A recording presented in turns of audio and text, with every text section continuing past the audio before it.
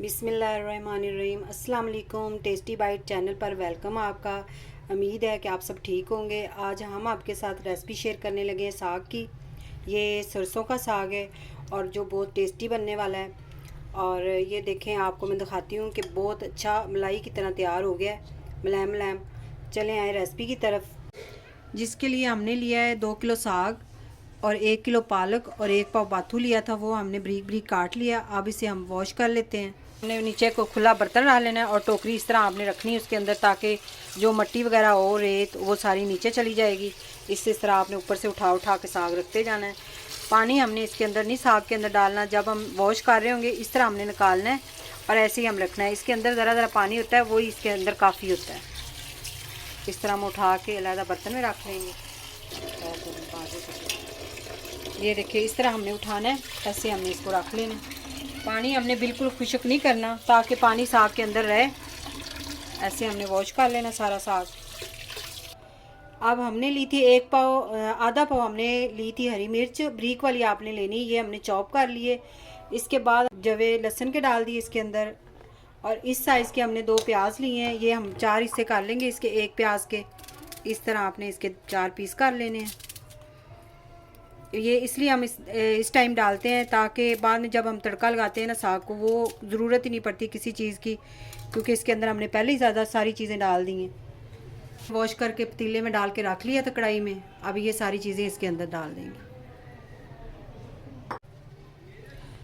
अब इसके अंदर मैं डालूँगी 1 भरा हुआ चम्मच नमक का।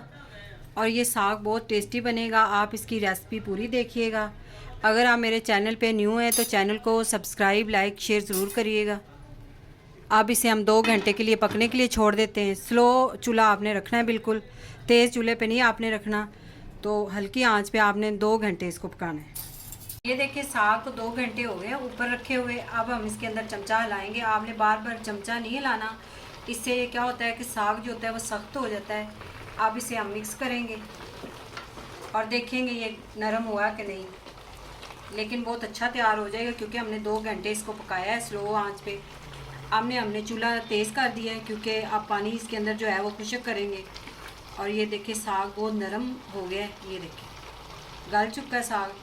और साथ साथ में इसके बैठे हुए ये साथ साथ इसके साथ हम घोटेंगे, घोटने की मदद से। इसको आपने ऐसे ऐसे घोटते रहना और पानी खुश्क हो जाएगा।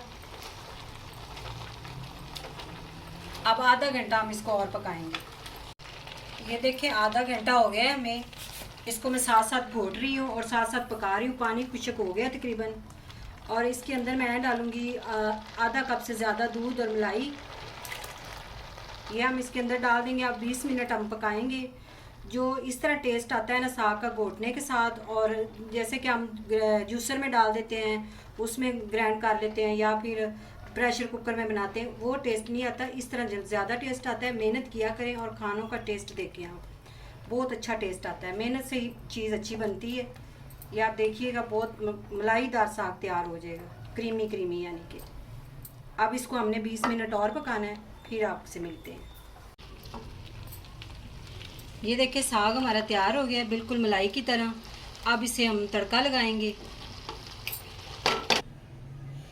अब इसके अंदर हम कढ़ाई के अंदर डालेंगे देसी घी। आपकी मर्ज़ी है, आपके पास ऑयल है, डालडा है, जो भी आप डाल लें, उसका आप तड़का लगा लें इसको।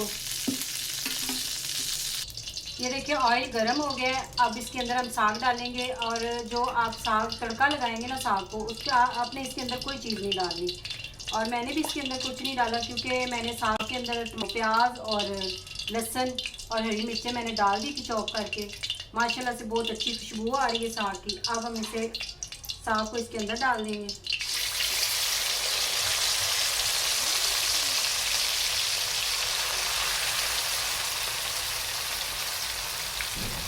अब 2 मिनट तक हम इसकी भुनाई करेंगे अच्छी तरह। आपने साग को जब डालना है, तड़का लगाना है, तब आपने 2-3 मिनट इसको भूनना है, अच्छी तरह आपने भूनना है। अगर आपको मेरी रेसिपी पसंद आई हो तो कमेंट में ज़रूर बताइएगा कि आपको ये साग वाली रेसिपी कैसी लगी। और दुआओं में ज़रूर याद किया करें। Thank you. अल्लाह हाफिज़।